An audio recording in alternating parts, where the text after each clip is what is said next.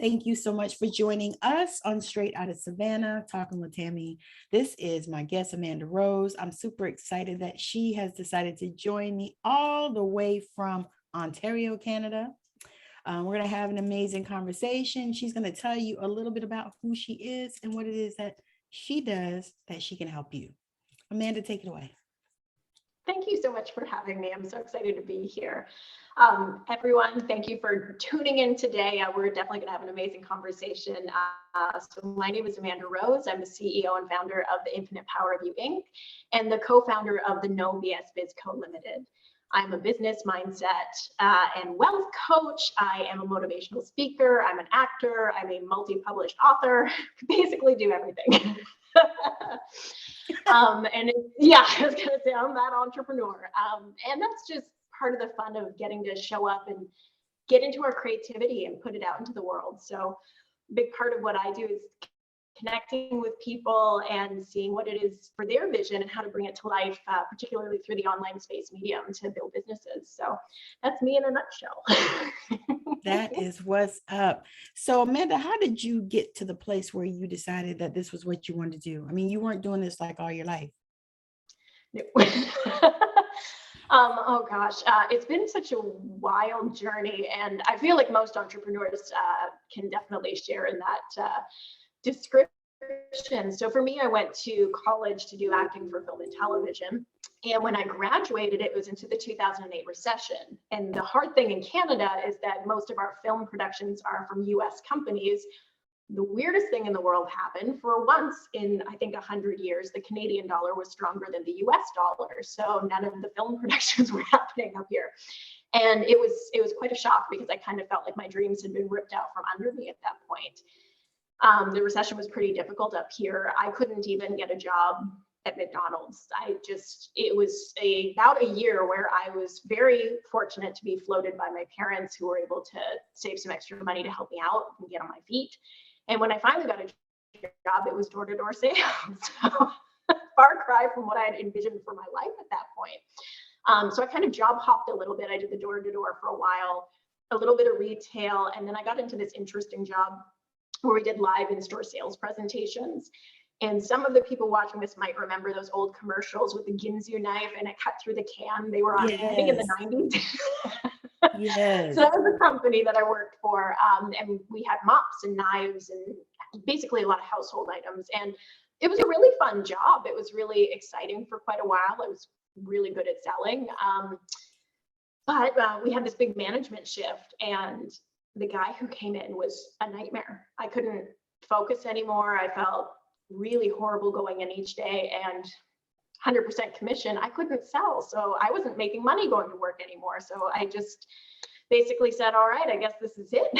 And I gave my notice. And at that point, I didn't know what I wanted to do anymore. I knew I was burnt out. I didn't want to work for anybody else. I had still really a big passion for acting and the arts, but that hadn't really taken off. I'd gotten a few small roles here and there, a tiny TV role and in a commercial, but nothing that I could live off of at that point.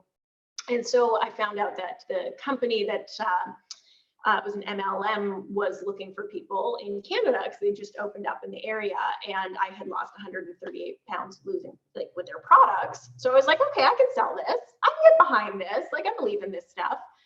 And so that's what I did. I got my introduction to entrepreneurship through network marketing, which of course is nothing like selling in store where people actually show up to shop. So I did that for quite a while. Like most people going into entrepreneurship, I assumed that, I was going to be a millionaire in a year because everybody tells you that that's possible. That's a thing. Made $600 that first year. So not what I expected, but I was really determined to make it work. And I was so happy being at home. I'm such a homebody. So for me, it was something that I was able to stick it out and keep learning and growing. And if there was a way to fail, I found it. I really just threw everything I had out there and learned as I went. So that was my biggest introduction into it. 5 years after that, things were doing better. I was kind of making about $800 to $1,000 a month through my network marketing. And then my husband comes home one day and I'm in the middle of a call with somebody. So I'm on a Zoom conference, and he's like, middle of the day, comes home and he passes me this letter. So I'm like awkwardly telling this person, like, oh, I'm sorry, give me a moment. And I open up this letter and it's like, oh, my husband's been laid off. And I was like, oh, excuse me. My goodness, I have to go. It was straight out of a sitcom. It was so funny. And it was kind of this wake up call.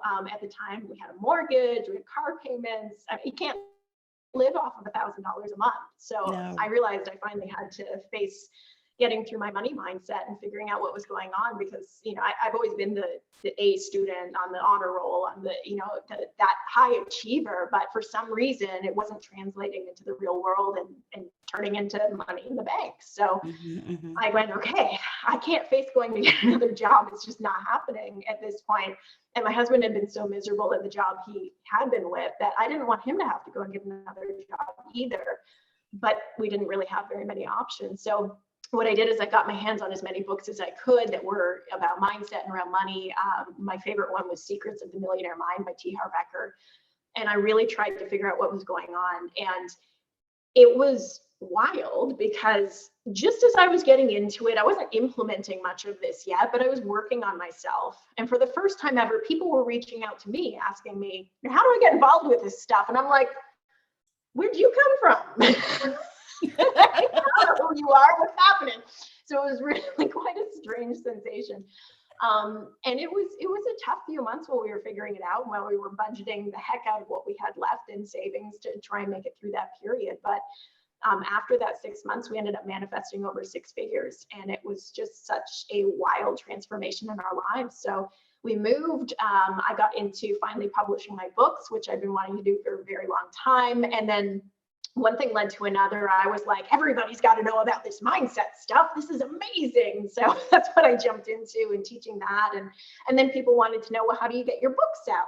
And so I started teaching that, and just one thing led to another, and to where I am today. It's just all from that very few pivotal moments that were catalytic and moving me forward. I was going to say, so when you talk to other entrepreneurs, especially new ones, what is some of the things that you say to them to dispel some of those, you're going to be a millionaire in a year? Oh, I think that's the hardest part right now, particularly for any entrepreneur who is focused in the online space, because that's all you see all day long is, you know, this person made $10,000, this person's at their $1 million mark. And a lot of it's exaggeration as well. You don't know whether they're talking about their sales figures or whether they're talking about their actual net revenue. They don't tell you. Or they're talking about their job. Yeah. So, I mean, you kind of have to read between the lines with some of these people. And to know that a lot of it is, I'm not going to say it's flat out lies, but it can be an exaggeration for sure. So that's part of it. And also that building a business, there's so many different aspects to it. I always equate it to being 1,000-piece puzzle, and you don't even know what the image looks like that you're trying to put together. Like, you're just kind of slamming pieces and seeing what fits, and slowly getting a feeling for it, because there's everything going on that we have to learn. And almost every entrepreneur is a solopreneur in the beginning, where we have to wear all the hats. You got to learn how to do your accounting, your back end. You got to figure out your marketing and your sales strategies. You got to figure out the product development, the distribution. Like, it goes on and on and on. And you are the VA. And you're the VA. Like, yes, you're the everything. And it's a lot. And you're not good at all of the things, even though you might tell yourself you're really good at all the things. I think that's how we get through the first few years, by being like, I'm great at everything. Yes. The only way. Yes. But the truth is, there's a lot of stuff that we kind of stink at, but we just kind of muddle through, because it has to get done. Yes. So really, when it comes to being a new entrepreneur, is be okay with the fact that it's going to take some time to learn. It doesn't mean it has to be a grueling journey, or that it has to take forever to get profitable, but that you're not a failure if you're not profitable right away. You're not a failure if you don't know how to market and sell what you're doing. Just because you can't sell it doesn't mean that whatever you're selling isn't phenomenal. You know, your product or service could absolutely be groundbreaking, but there's a difference. And I think the biggest difference that's easiest to articulate is, if we think of authors, we celebrate best-selling authors, not best written authors. There's a big distinction there. And it's nothing to do with the quality of the work. It's all about the sales and the marketing. Yes. And that, yes, say that. Yes.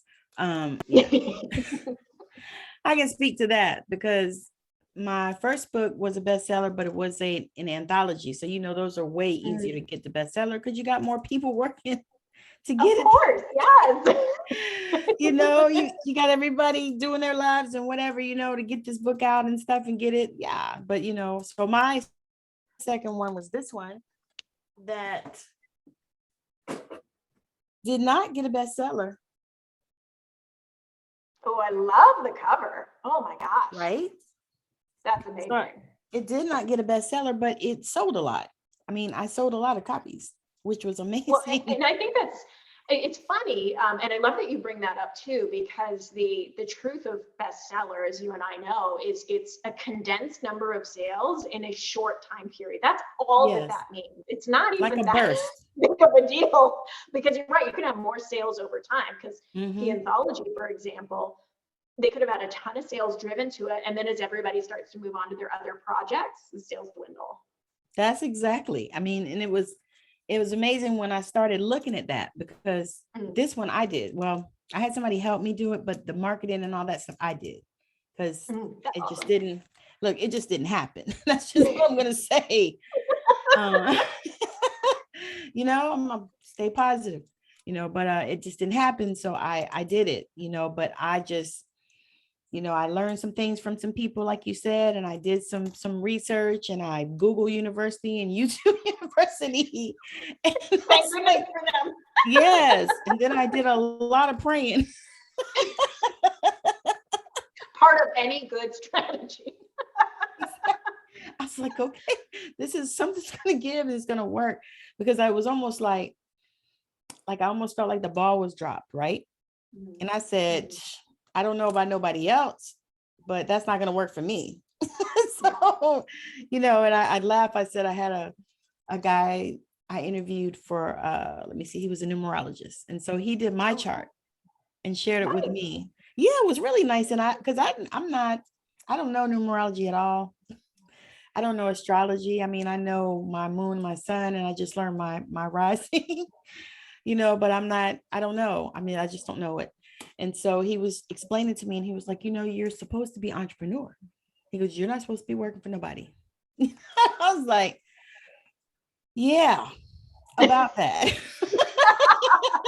Is there a written guarantee that comes with that? Right? Is there like a check on the other side? How does that go? But it was amazing, and he kind of broke down some things for me. And so I was like, okay, all right. So then, for me, that starts me to looking for things, right? Yeah. Because, when you get a reading from somebody and they tell you something, then you start looking because you're like, okay. Well, because it's in the forefront of your mind. And then it's like, oh, okay, well, let's check this out. Yes, this is going to show up. But yeah, so, but anyway, it was amazing how he shared that and stuff. And it was right during the interview. So it was pretty neat, and I was like, okay. And he didn't tell me he was going to do that, because he was like, well, what are we going to talk about? I'm like, well, we're going to talk about you. This interview is about you. We're going to share. I'm going to ask you some questions. We're going to roll from there. He's like, oh, okay. And then he broke down that chart for me. And I was like, wow. I love that. It was super amazing. Cause I was like, look at this. But yeah. So when you, what do you work with your clients on first? Oh, wait, no, you work with your clients on mindset first.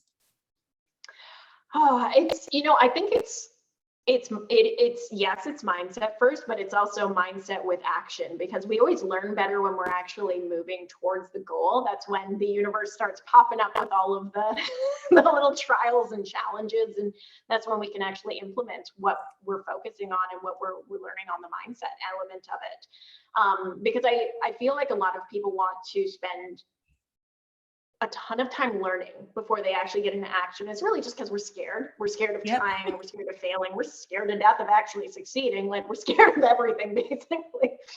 And it's pushing through that and learning. You can show up and you can try things while you're still learning. You're never going to feel comfortable. So we may as well go, okay, here's the strategic part, like, here's how we're going to launch it, or here's the distribution channel we're going to reach out to, depending on their business type. And then on the back end, as they're going through it and they're hitting roadblocks, it's like, okay, well, let's examine that and let's see what's going on underneath.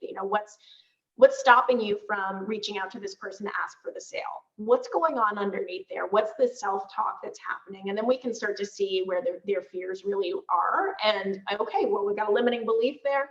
Where did that come from? Is that really true? Or was that just an experience that stuck with you that we can let go of so that we can move forward? So we kind of do it in a very active process.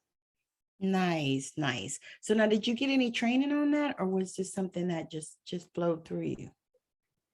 A lot of it has been self-learned. But I mean, having said that, there's nothing new in the world. Like, we're all just old ideas and our own take on it. And I think that's something we all need to, I know some people think that they were, sent down to relay a message, but they're really relaying a message that's been relayed. You saw that too? I thought that was just me. No, I see it too. So you came down from heaven just to tell us this. Oh, sometimes, I mean, the guru types were like, okay, you do you. That's okay. Yes. But yeah, I think it's always important that we recognize, it's things that we've learned, and then it's our own spin on them and our own way of using them in our lives that we can convey and show clients that way. Like, for example, law of attraction is one of the main things that I talk about and teach. I didn't make that up. That's been around for forever, and different people have taught it. I just teach it in the way that it made the most sense to me from all of the different sources that I learned from. Yes. And I find, for me, books are some of the best teachers. They have in-depth information. I think the problem for a lot of people is not having the focus and concentration to read enough of them. That is right. They could be like me. Like, I don't know, I'm reading probably 4 or 5 books right now, and then I got a couple of courses I'm doing. So it's like, same. I just love digesting information. Me too. I was telling somebody, if I could just study for about 4 or 5 years. Yes. Because I was like, because my mom was like, you go back to school? I'm like, yeah, I'm gonna probably go get my metaphysical degree, because that's what I want to do. I said, but I'm not going right now. It's going to probably be next year sometime, because I don't want to put, any more things, because like I said, and for me, sometimes I won't even read the whole book. I'll just skim around, skip around to the parts that interest me, or, or whatever jumps out. And I don't even finish the whole book, but I have it there for reference. Yeah. So, I think sometimes we get a lot out of it by flipping through like that too, because I'm sure you feel this in some ways too. Like, I always find the universe is guiding us to exactly what we need to see at the right time, whether that's a page in a book, a person that we're connecting with, an advertisement that gives us exactly the information we need, or an inspiration. Like, there's all the different things come along at the right time and the right place for us to be able to grow and move forward. Yes, I agree with that. And it's like, and it's funny because sometimes you're reading the book and you get to a section or a chapter or something, and it's like, what is this even about? Or you don't get it at that moment. It's like, okay. And then once you go and read some more stuff or whatever, sometimes you'll be guided to go back and, get that chapter or whatever. But yeah, sometimes you're like, okay, no, see, I don't even know what this is about. Yeah. Oh man, I love the honesty of that, because it's so true. Like, some things where we're just not in that moment, or that time where you read the page over 6 times and you're like, I'm still not, it's not being absorbed. I give up. Yeah, I'm telling you, and I find that with some courses, because I'm going back on courses that I already paid for, that I bought maybe like 2 years ago. And I was like, and at that point I couldn't get it, or I couldn't pull it together, or maybe I was at a different space. And now it's like, oh, I see what she's talking about now. Oh, so I'm supposed to do this. Oh, and I find that's the case. I know for me, it's like, I'll go back and I'll pick up, stuff that I bought like a couple years ago, or something that, even some of the freebies that, that you get, I'll go back and look at those, because what I notice is that a lot of people don't even look at the darn freebies. They sign up Most of for them them and don't. Yeah, yeah. And it's a fascinating like thing that I think they probably will have almost a little bit of a phase out, because I think most of us are starting to realize that we don't do anything with the freebie. Like we really show up when we invest money. Like, and even if that's a small amount, like instead of it being free, if it's $10, well, I paid the $10, I better at least put in some effort to give a look at this thing, like we're creatures of habit in that way. yes, yes, yes. And I know for me, what I found too is some of the really lower price things. Mm. Ooh, it's like those are the people a lot of times that are like in your inbox every day and want to ask you 9,000, 1,500 questions. And but I noticed that things when they're a little more pricier, and I'm not talking about, $20,000, but I know that those people definitely are not in your inbox asking you 50,000 questions. But It's wild, isn't it? it's like they're the neediest ones, and you're almost like, That's what the block button was made for. yes, you're like, no. Or people will reach out to you, you do a live or something, they'll reach out to you and say something like, so I would like to get, whatever it is that you have, like I think I had offered like a DNA activation or something. And that's a lot of energy. And so people were thinking that I was going to give that away. And I'm like, no, that's a lot of energy. Yeah, and people forget sometimes. Like we can laugh about it as entrepreneurs, but it's so weird when somebody shows up and expects something for free or for next to nothing or whatever it is that they're trying to haggle you on, and it's like, no, that doesn't work like that around. I'm running a business. You can't go to like Walmart and say, well, this cheese block that's $5, I'll give you $1. They're gonna laugh at you. Right. That's what I'm like, no, this is not Haggle City. We're not doing that. This is the price. No. Period. And if you don't like it, go away. Right. I had somebody laugh and I said, now I did an activation for my mom for free. But I did it for her. That's what I was gonna say. I did it for her for Mother's Day. Yeah.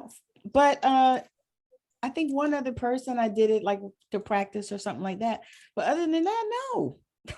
I was like, do you know? I said, do you know when you do energy work that it takes a lot out of you? And it does. There's no way it can be free. It's a big deal. And you'd never ask somebody at a 9 to 5, like, oh, well, would you go to work for free today? Like, no, of course you wouldn't. You're not just going, man, my boss is great, I'm going to give him 8 hours. Come on. I was going to say, you get mad if they don't want to pay you right. Exactly. Like if they offer you minimum wage or something, you're sitting there going, I'm not working for free.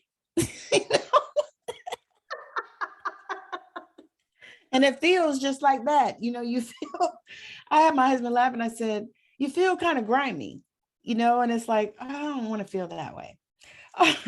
All right. So what is something that, and I always ask this because I think it's an interesting question, but what is something that you're curious about that has nothing to do with your life or your business? I think for me, one thing that I've always been really fascinated in is Japanese culture. I've always just been very drawn to it. I think I've probably had a past life there. I was going to say. Yeah, I feel it in my heart and my soul. My friends and my husband and family all giggle because 99% of the time only will eat with chopsticks. Like, I just really enjoy that.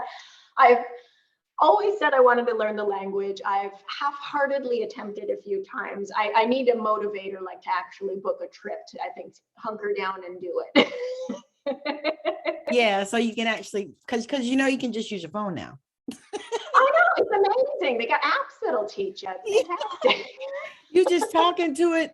You're talking to it, and then you put the language you wanted to talk back, and it talks the language out. I was like, okay. I mean, who could have imagined this? Like, I always think about, if we went 10, 15, 20 years ago, I mean, we're in the space age here. It almost makes you really want to sit down and just think of some stuff so we can invent something for 10, 20 years down the road, Right? You're like, okay, let me see what I can think of. It's not out. Oh my goodness. All right. So I have one other question. Where do you see yourself going with your business in the future?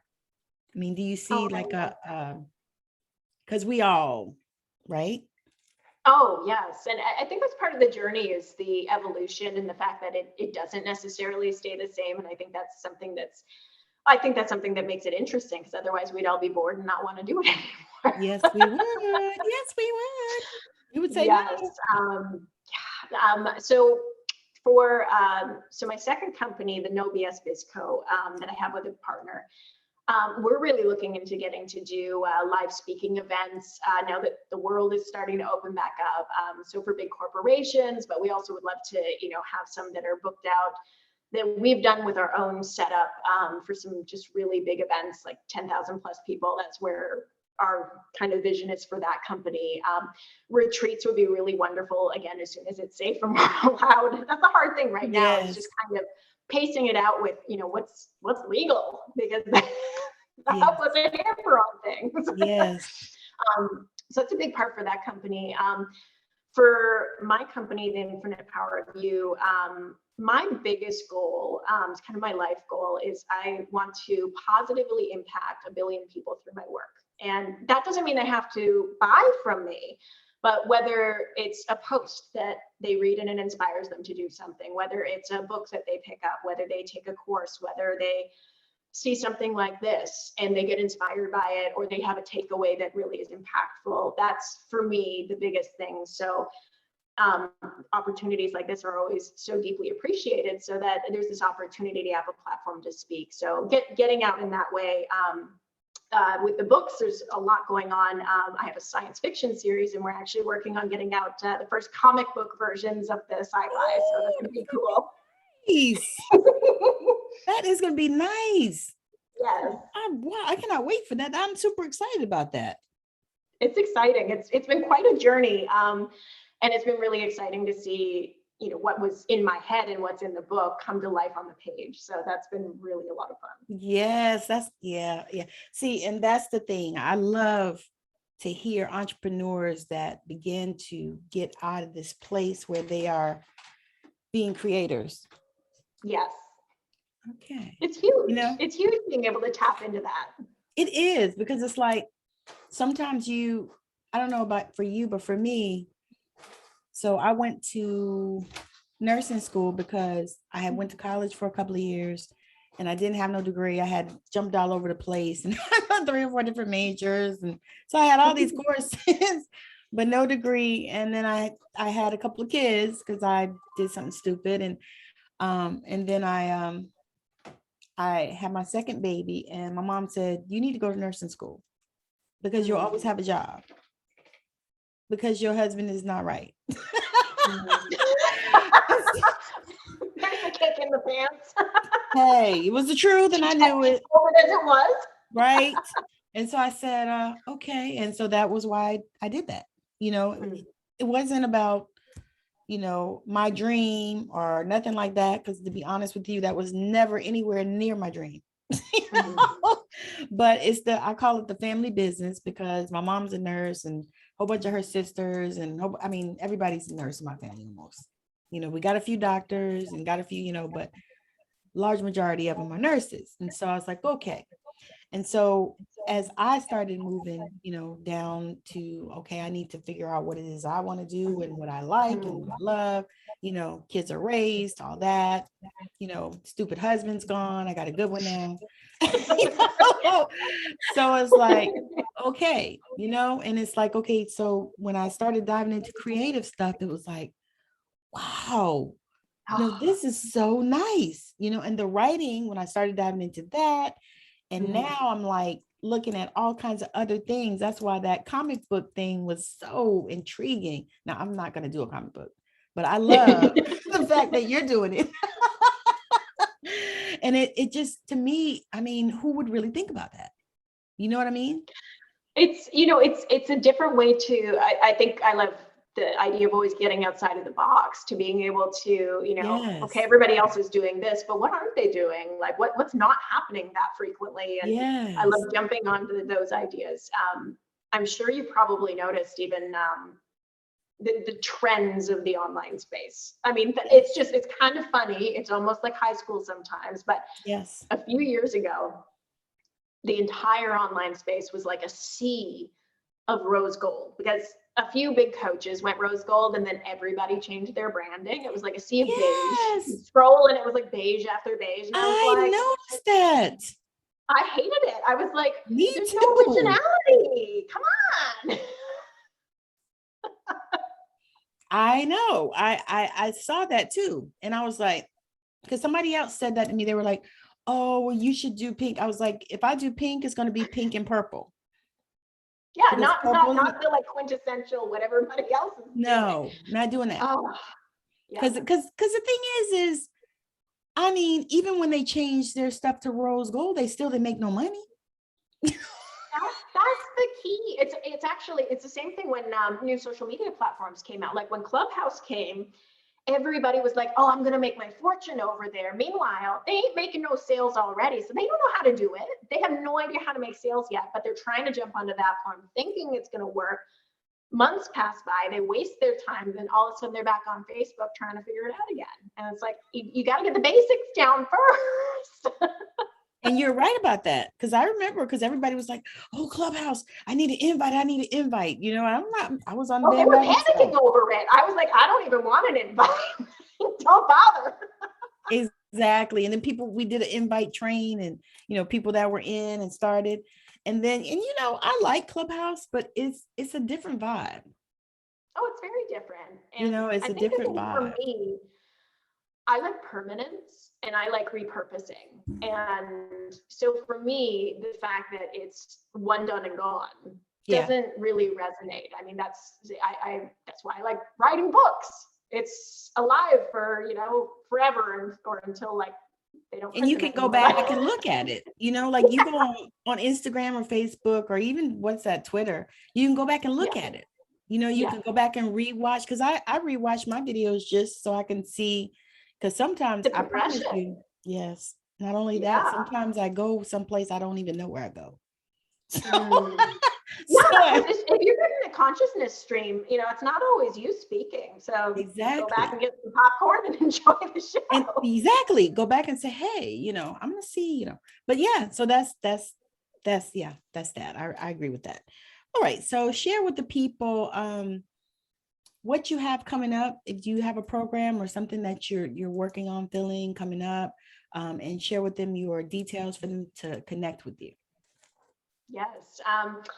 Gosh, there's a lot of irons in the fire right now, but I think the one that's probably going to be most beneficial for a lot of entrepreneurs is my partner and I were creating a Kajabi training. So we're going to teach entrepreneurs how they can build their Kajabi website and also make it profitable within 2 weeks of setting it up. I think one of the biggest things for entrepreneurs is learning about automation, systemization, and also creating passive income streams. There's so many of us who we get into entrepreneurship, but we've been so trained through traditional jobs about working income that's how we try and run our businesses. But ideally, you want more passive income. So you want to take the winter off, you can, and the money's still coming into your account. That's good. So that's what we basically want to help everybody achieve. So any service-based creators, this is going to be really fantastic. The way that we're doing this is if you sign up through our referral link, you get into the training for free. If you already have Kajabi, it's only $100 to get into the training and learn how it all works. That is so nice. And let people know how they can connect with you. Oh, yes. So basically, Facebook's the best way to get me. If you look up at Amanda Rose Author, you will get in touch with me. I'm all over Facebook. If you're on Facebook, you'll find me. Yes. Because I think I saw you first in the women helping women, maybe. Very likely. Yeah. Because I'm trying to think. I think the first time I saw you, you were thicker. I'm trying to think of. Because it's been a few years. It's been a few years, yeah. But yeah, I mean, I tend to stick in a core group of, entrepreneur Facebook groups. Some of them I end up going, yeah, okay, I don't like this vibe as much as I thought I used to. But for the most part, there's, a core group that I try and stay in there and, put the message out. And I think that's one of the best ways for entrepreneurs to connect in general and have a support system is to, participate, even if entrepreneurs are not your target market, get those friendships built and support each other. Yeah, I agree with that. I actually met a Facebook friend just the other day and it was like amazing, like in person. That's wonderful. It was. I was like, this is like the second one I met here where I am in Washington. It was like, wow. She's like, well, I can meet you. I was like, yes, now I even took a picture and posted it. Because I was like, oh man, this is so neat. I said, you never get to meet people, face to face anymore. Well, I think that's the hardest thing is, in general, like we don't go out the way we used to. And particularly, online, we can be on opposite sides of the planet. So it's not always the, possibilities to get together. So it's so cool that you did.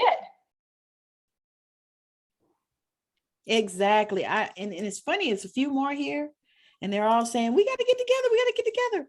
And I was like, I laughed. I said, yeah, I said, we'll do it. I said, we'll just take our time. And, as things open up, which I don't know, it's so crazy now to me, just looking at the whole situation with this pandemic. It's like, I don't even know. Cause it's like, I don't know if it's any better than it was, but now they're opening things up and it's like, I don't know. I know. It's weird. I mean, it's not like we haven't had plagues before. I mean, humanity has had its fair share. It's just how long is this one going to stick around? I'm sure it will eventually go away, but when? Who knows? I don't know. I'm kind of getting used to wearing the mask. But you know what's wild? You can't see what people look like. It's funny because it used to be you couldn't go into a store wearing a mask. They'd be like, what, are you going to come and rob the place? Now it's like, you're not allowed in here. Without a mask. Right. And it's like, okay. You're looking, it's like, and sometimes it's good because you have the mask on and it's covering your face because you might want to be laughing at somebody or something. So, yeah, they can't tell what's going on. Right. I thought about it. I work at a assisted living. So I work with like really old people. And it's so funny because sometimes they say things and they be so funny and you don't want to laugh in their face, but it's so hard for me to stop laughter. So I'm glad I have the mask on. So I'm like grinning under the mask. That sounds like me. I will laugh at inappropriate things sometimes. See, that's how we found each other. Because you and I are very similar. I love humor. I just feel like so many people take themselves way too seriously, and we're all having this human experience. Like, just laugh about it. Exactly. Just look, shut it down. Don't worry about it. All right. So that's what we have to do right now. So thank you so much for joining us on Straight Outta Savannah, talking with Amanda Rose. This has been amazing. She is an awesome young woman and a beautiful spirit, and so if you are looking to, up your game with your business, you might want to contact her and connect with her and see, what you can find. And I'm sure she has also a lot of free videos and stuff that you can watch if you want to, just see what she's about and all that stuff. But she's amazing. I've been watching her for a while. She just didn't know. So thank you so much. And we appreciate your time. We thank you for watching us on Mupo TV. This has just been amazing, and listening to us wherever you listen to podcasts. So Amanda Rose, thank you so much for joining me. And I hope you have a wonderful rest of your day. Thank you. Thank you so much. You're so welcome. Bye now.